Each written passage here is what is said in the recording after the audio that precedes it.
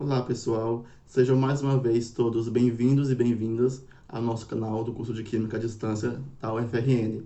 Nós teremos mais um seminário virtual nessa semana, cujo tema é a espectrometria de emissão atômica com plasma indutivamente acoplado.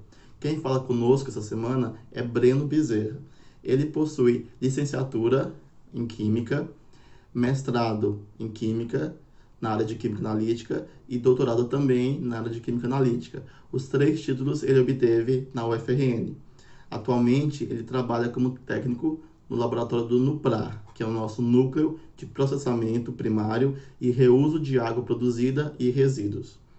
Então, em nome do curso de Química à Distância, eu agradeço ao Breno pela sua disposição, pela sua fala nessa semana no nosso seminário, e a todos que estão nos assistindo, eu desejo um bom seminário, que possamos aprender mais sobre essa temática, e qualquer dúvida, deixe nos comentários que depois a gente responde para vocês, tá certo? Obrigado e vamos lá. Olá pessoal, sejam mais uma vez todos bem-vindos e bem-vindas ao nosso canal do curso de Química à Distância da UFRN.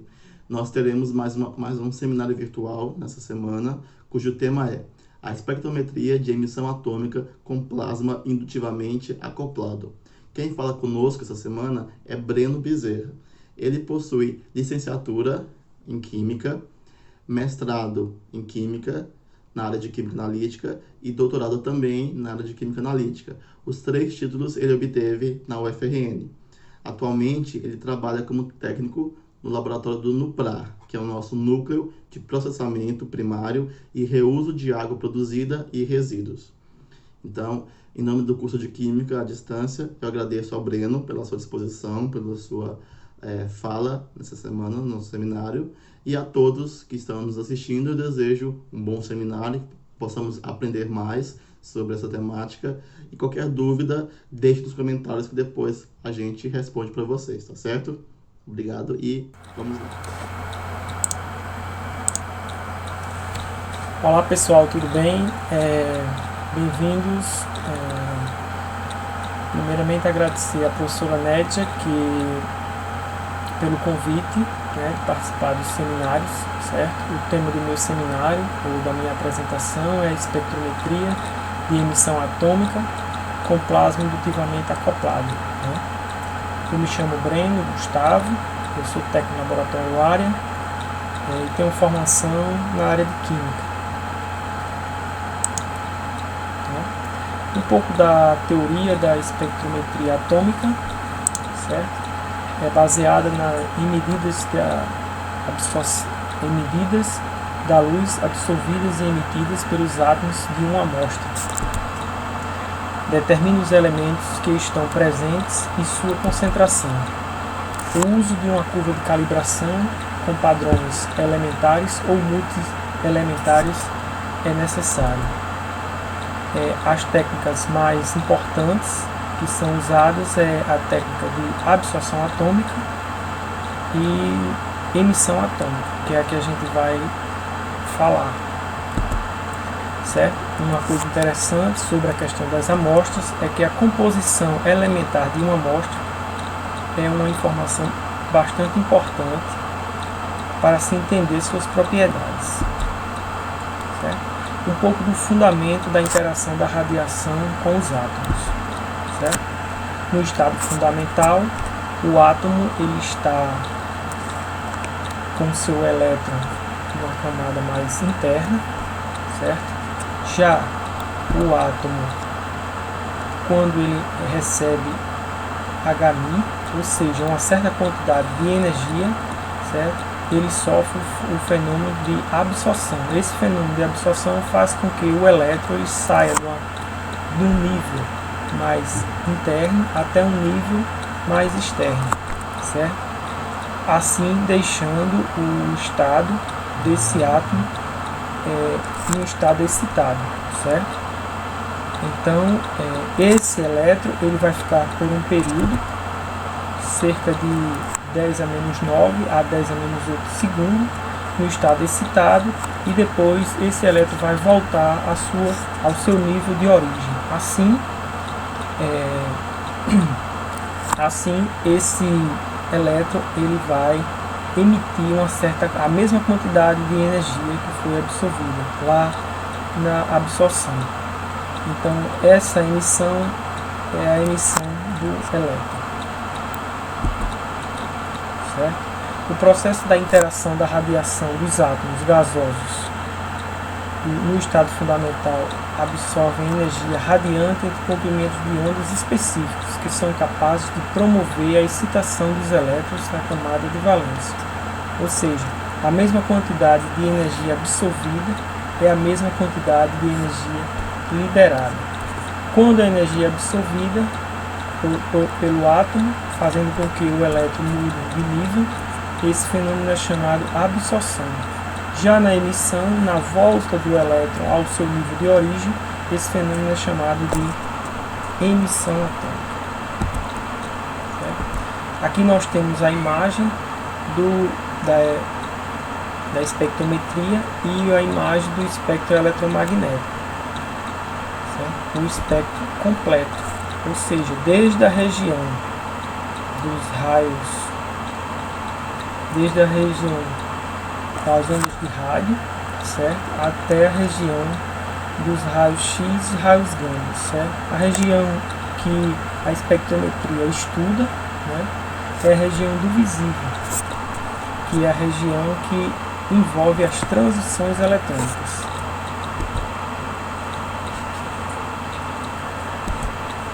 As contribuições que a técnica de absorção atômica teve para a ciência, né?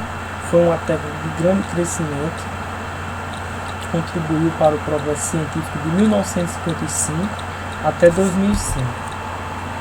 É uma técnica monolítica para a determinação de metais, principalmente na indústria de metalúrgica, e teve bastante publicações após 1960 devido à sua simplicidade e o baixo custo de operação. Certo? Mas essa técnica ela apresenta algumas limitações. O volume da amostra, né, na chama é relativamente grande, ou seja, você precisa no mínimo de 30 ml da amostra. As análises são monoelementares, certo? A maioria dos equipamentos necessita de várias lâmpadas. Cada lâmpada é um comprimento de onda que serve para analisar cada metal. Ocorrem interferências causadas pela absorção dos outros átomos e na chama, né, há um erro de 1 a 2%. Interferências espectrais por elementos sob posição de linha. Interferências químicas também ocorrem, formação de compostos refratários, dificultando assim a atomização. E com tudo isso, ocorre também a baixa frequência analítica, que é a capacidade de analisar com rapidez e exatidão. Então, aqui nós vemos o processo de emissão atômica por plasma, certo? Na primeira imagem, nós temos a radiação, né, através de um raio, né, por descarga atmosférica através de um raio, ele mostra esse fenômeno. Certo? Já na segunda imagem nós temos a aurora boreal, também é um processo de emissão atômica, certo? Onde a radiação encontra o ar, né? As moléculas de ar daquela região, que estão em temperaturas bem em contrastes. Aqui nós temos a descarga solar, que tem essa imagem, certo? E aqui por fim nós temos o gás parcialmente ionizado a alta temperatura, descarga de baixa pressão, que é o que ocorre nas lâmpadas de plasmas, que é o que vamos estudar posteriormente, que vamos ver posteriormente. Certo? Um pouco do histórico da espectrometria de emissão atômica. Em 1964, Greenfield propôs a emissão atômica em plasma. Certo? Aqui nós temos uma imagem da tocha acionada, que se baseia na emissão da radiação através de fonte de plasma em regiões visível ou ultravioleta, em átomos livres gasosos no estado fundamental. Existe existem alguns tipos de fonte de plasma, né? O primeiro tipo é o plasma de corrente direta, que é o DCP. O segundo tipo é o plasma indutivo por micro-ondas, que é o MIC. O terceiro tipo é o plasma induzido por laser, o LIGS. E o último tipo, né, que é o que vamos conhecer melhor o equipamento e a técnica, é o plasma indutivamente acoplado, que é o ICP, onde a temperatura da tocha ela varia de 6 até 10.000 kelvins. Certo? Aqui nós temos um diagrama do equipamento, certo?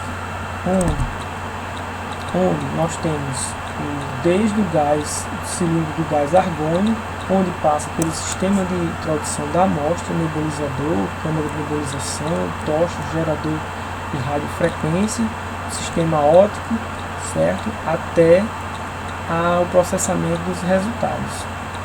Entendeu?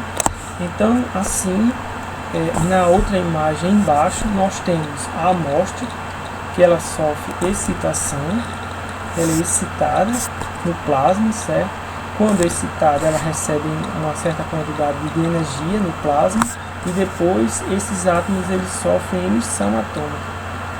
Após isso, essas espécies químicas são levadas ao espectrofotômetro, onde são detectadas e são analisadas e onde são obtidos os resultados. Então agora vamos conhecer todas as partes do equipamento, esmiuçar um pouco do equipamento, cada parte, e para que cada parte, quais são as funções que cada uma dessas partes elas servem, certo? Então o primeiro, que é o fundamental, nós precisamos de ter um cilindro de argônio, um cilindro de um gás inerte, ou seja, argônio ou nitrogênio. Geralmente nós usamos argônio. Depois nós temos o sistema de introdução da amostra, certo? Onde temos a própria amostra, uma bomba peristáltica, que é uma bomba que tem um fluxo contínuo, um nebulizador, e uma câmara de nebulização. Esse é o sistema de introdução da amostra. Posteriormente, nós temos um sistema de geração de radiofrequência e plasma, certo? Onde é composto da tocha, o tubo central e o gerador de radiofrequência. E por fim, nós temos o sistema óptico, que possui o detector e o espectrofotômetro. E depois esse resultado é convertido, esse sinal é convertido, o sinal elétrico é convertido em um sinal numérico, onde a gente vai conhecer os resultados, certo? Agora a gente vai estudar o sistema de gases, certo? Então, o gás argônio, que é o gás mais usado, o gás CP, ele tem duas funções. Ele serve como gás nebulizador, que é o gás que vai ajudar a levar a amostra até o plasma, e ele também vai servir também como gás auxiliar, que é o gás que vai refrigerar a tocha, certo? Esse fluxo de gás no plasma ele é de 1,5 litro por minuto, o gás auxiliar. E o fluxo do gás de nebulização argônio e nitrogênio, que também é o gás de arraste, ele também é em torno de 1,5 litros por minuto. E nós temos o sistema de introdução da amostra. Temos a própria amostra, a bomba peristáltica, que é uma bomba que tem um fluxo contínuo, que vai ajudar a levar a amostra para o nebulizador e posteriormente a câmara de nebulização e posteriormente a tocha. Essa bomba peristáltica é muito importante e ela tem uma função de justamente levar a amostra, e ela trabalha em média em 125 RPM, rotações por minuto. Os nebulizadores podem ser de três tipos: concêntricos, fluxo cruzado e V-groove. vamos estudar também cada um deles, para que cada um deles serve. Certo? Aqui nós temos uma imagem maior do nebulizador. Então assim, nós temos aí a imagem do argônio sendo nebulizado e também a amostra sendo entrando através do nebulizador, certo? E aí é formado já no interior do nebulizador, é formado uma espécie de aerosol, que são essas gotículas amarelas, certo? Onde de 95 a 99% dessas gotículas elas são descartadas. Por quê? Porque são gotículas maiores e essas gotículas maiores elas não têm habilidade, vamos dizer assim, a chegar no plasma, né? Que é essa seta para cima, certo? Só vão chegar no plasma realmente as gotículas bem pequenas, as gotículas menores. Então a câmara de nebulização pode ser duplo passo ou ciclone. Ainda no sistema de introdução da amostra, os nebulizadores são chamados de pneumáticos, ou seja, são nebulizadores que usam fluxo gasoso em alta velocidade para criar um aerosol, como eu mostrei antes. Eles podem ser de três tipos: o concêntrico, o fluxo cruzado e o V-groove. Vamos conhecer agora o concêntrico.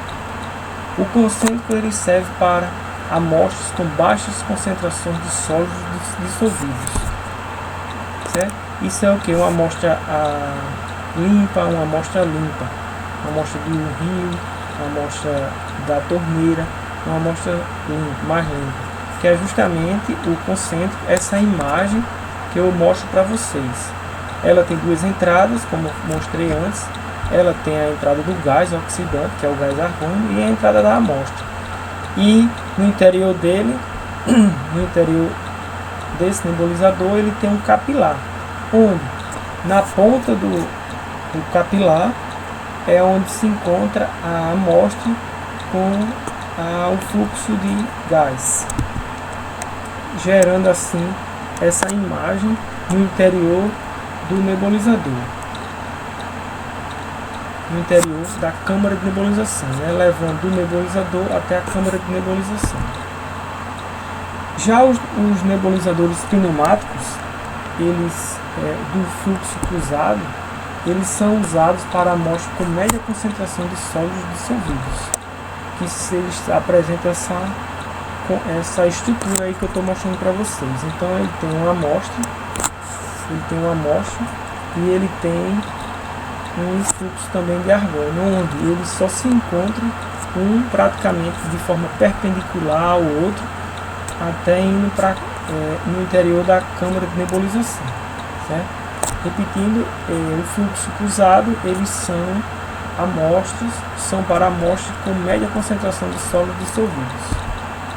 Já os nebulizadores V-groove são para amostras com altas concentrações de sólidos dissolvidos, amostras mais grosseiras, certo? Então, eles apresentam essa estrutura aí que eu estou mostrando. Então assim, eles apresentam dois orifícios, onde o orifício maior na ponta é para a amostra. Por quê? Porque com o orifício maior ele tem uma maior capacidade de passar sólidos com maior diâmetro, ou seja, com maior concentração. E já o orifício menor é para o gás. O gás e a amostra só vão se encontrar realmente no interior da câmara de nebulização. E agora nós vamos ver a câmara de nebulização, que tem a função de selecionar as gotas analiticamente, úteis a serem convertidas em átomos e íons.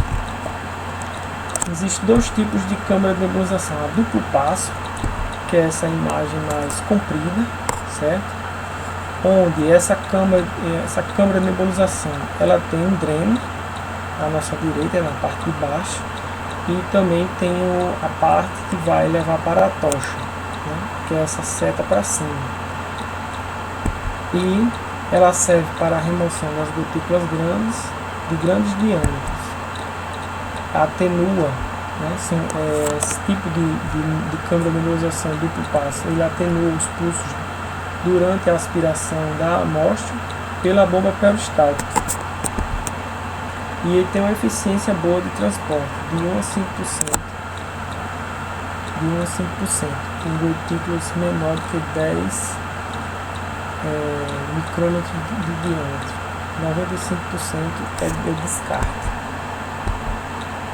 Já a câmara Ciclone, ela possui essa imagem, ou seja, é uma câmara com diâmetro menor, onde esse tipo de câmara de nebulização é bastante usado, mais do que o outro, certo? Onde aí nós temos a entrada da amostra e aí nós temos a entrada do gás argônico.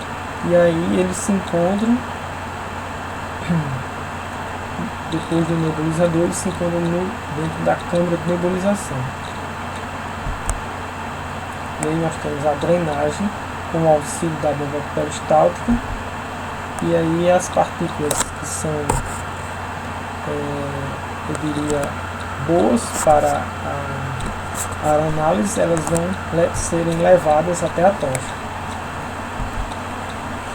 E agora nós temos o sistema de geração de radiofrequência e plasma, né, onde a radiofrequência proporciona uma corrente alternada em diferentes frequência de 27 ou 40 MHz, né, onde também possui bobinas de indução de cobre com potência de 2 kW, né, que é essa imagem aí que eu coloquei com o plasma ligado, ou seja, nós temos as bobinas, as espirais das bobinas de radiofrequência, certo? Com os dois gases, a amostra no centro, com o aerosol, o gás, o argônio principal e o argônio auxiliar.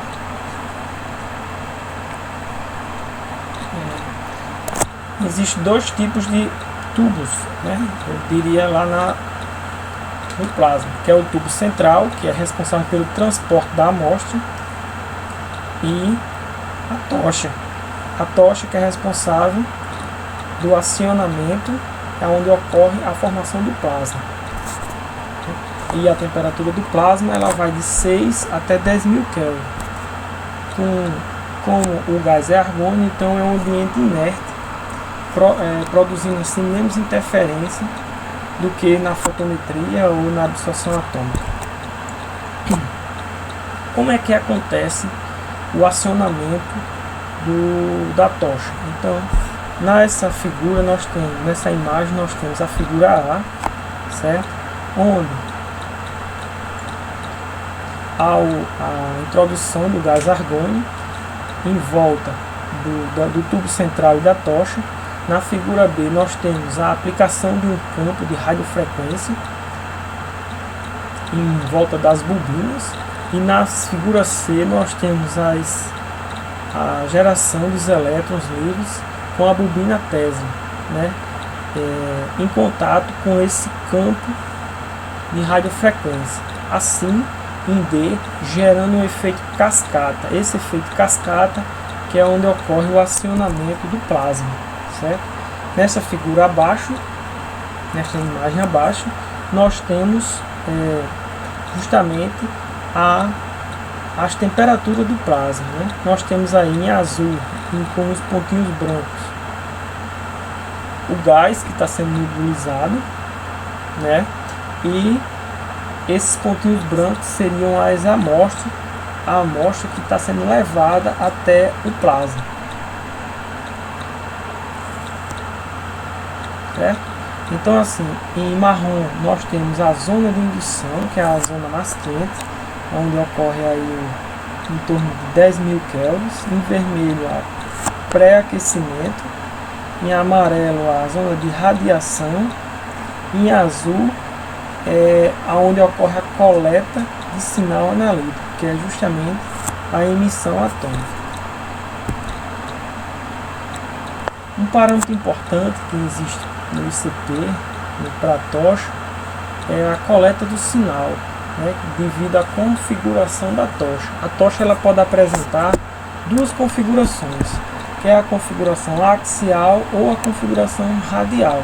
O que é isso? É a orientação do plasma em relação ao sistema óptico, certo? É como o plasma ele vai estar sendo visto, se ele vai estar de frente ou de lado. A gente vai ver agora, entender melhor agora através dessa imagem aqui, certo? Nós temos aí o plasma em vermelho, né, emitindo, né, e aí nós temos em amarelo a configuração axial. Nesta configuração axial, como ele é de frente, então ele tem uma potência maior, ele vai ter uma maior detectabilidade de 5 a 10 vezes maior interferente de matriz, né? Ele vai enxergar mais, então ele vai ter uma interferência maior, uma menor faixa de trabalho e uma intensidade de sinal de alta absorção. E já a observação radial, observe que está em azul claro, é uma observação lateral, né? Ou seja, uma observação de lado. Então aí nós temos novamente, que eu coloquei para ilustrar as vantagens e as vantagens da axial. Melhora o sinal razão sinal ruído e melhora a sensibilidade, menor ruído de fundo. Limite de detecção de 5 a 10 vezes melhor na visão radial, faixa de resposta linear é menor, aumenta as interferências de atomização e ionização, melhor tolerância das amostras mais complexas com alto teor de sólidos dissolvidos e orgânicos. E já na posição radial, que é essa visão, ou seja, lateral de lado, né? Nós temos uma maior faixa de trabalho. Por quê? Porque aí nós temos um sinal relativamente mais fraco do que a radial. Assim vai ter uma maior faixa de trabalho. Certo? E agora nós temos o sistema óptico do espectro fotônico por policromador.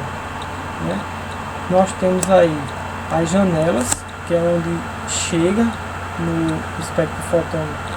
É através dessas janelas que chega o sinal de luz em azul, certo? Aqui, sinal de luz em azul, e posteriormente passa pelas fendas, né? Ou janelas, como eu falei antes, passa pelos espelhos, passa por mais de um espelho, passa pela rede Scheller, a rede Scheller, né? E depois passa pelo prisma. O prisma tem a função de separar os comprimentos de ondas de interesse, ou seja, quais são os elementos que eu vou analisar, das duas linhas emitidas pela fonte de radiação.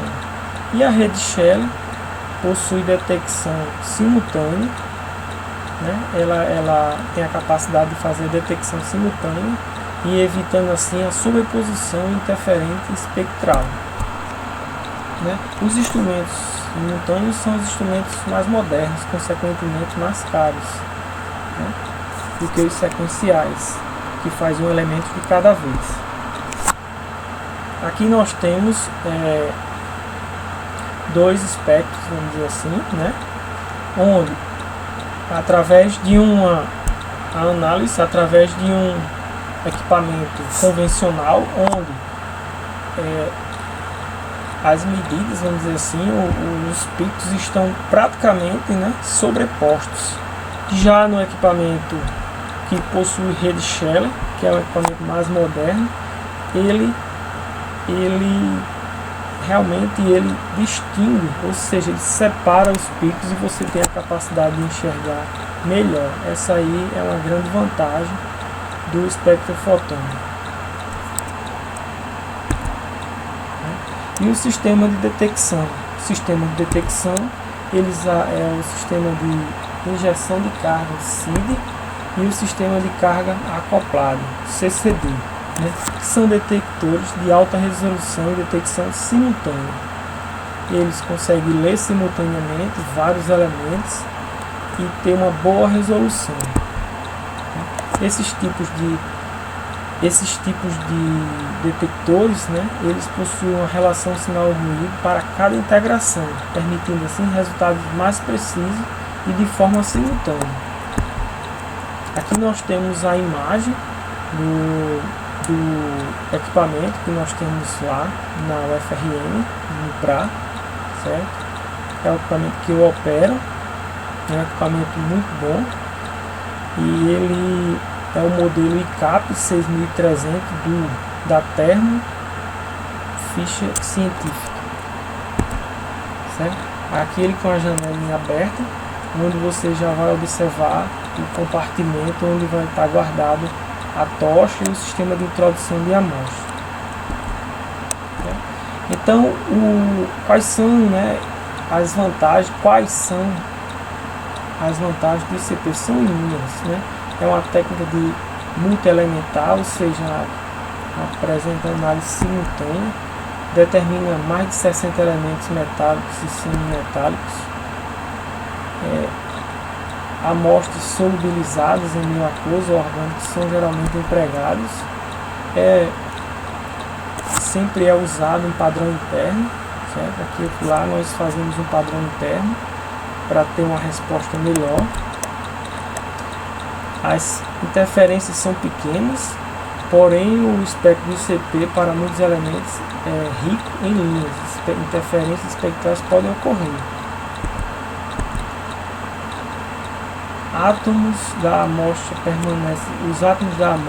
permanecem cerca de 12 minutos numa temperatura de 6.000 a 10.000 Kelvin, ou seja, uma temperatura dessa praticamente vai excitar, vai absorver e vai emitir toda a quantidade de metais presentes. Todos os elétrons que estão presentes vão ser capazes de serem identificados. A atomização é completa, que é isso que eu estou falando, né? Com essa temperatura há uma atomização completa, com menos problemas de interferências químicas. O efeito de interferência por ionização são pequenos, devido à concentração muito grande de elétrons. A atomização ocorre em um meio quimicamente inerte, possui uma alta sensibilidade, os limites de detecção são da ordem de miligrama por litro a micrograma por litro, ou seja, ppm e ppb, né? Atendendo assim as portarias da Anvisa, da CETESB, do MAPA e do CONAMA. Possui uma alta frequência analítica, que isso aí é um dos mais importantes na indústria, certo? Em 2 minutos você tem capacidade de ler cerca de 30 elementos, permite a determinação da maioria dos elementos da tabela periódica. Ainda a vantagem do ICP, nós temos ainda uma ampla faixa linear de trabalho, denomina componentes majoritários e minoritários numa mesma alíquota. Possui boas exatidões e precisões, possui uma incerteza em torno de 1%, tem uma grande capacidade de detecção, é uma técnica muito versátil, né? E também possui suas desvantagens, né? Ela não é muito apropriada para metais alcalinos, pois as condições de operação exigidas não são capazes com as dos outros elementos. Além disso, as linhas mais intensas desses metais localizam-se no infravermelho próximo e não são detectadas facilmente pelos detectores usuais, mas assim, com o desenvolvimento de uma metodologia bem empregada, tem como você analisar os metais alcalinos sim. A linearidade das curvas analíticas é afetada com alta absorção apenas em alta concentração do analítico. Linearmente de 5 ordens de grandeza pode ser alcançada. E uma outra desvantagem, que eu acho que é a principal, é justamente o custo, né? Que um equipamento desse é em torno de 300, 350 mil, dependendo do valor do dólar. Uma outra também desvantagem que o gás de operação é o gás argônio, e ele consome cerca de 1 metro cúbico de argônio para cada hora de operação. E o argônio a gente sabe que é um gás inerte, um gás relativamente caro, né? E a manutenção preventiva anual é cerca de 15 a 20 mil reais. E as pessoas que vão operar esses equipamentos, eles precisam de um treinamento, né? Um bom treinamento, para que os resultados saiam de qualidade. Então agora nós temos as aplicações da técnica do ICP-OES.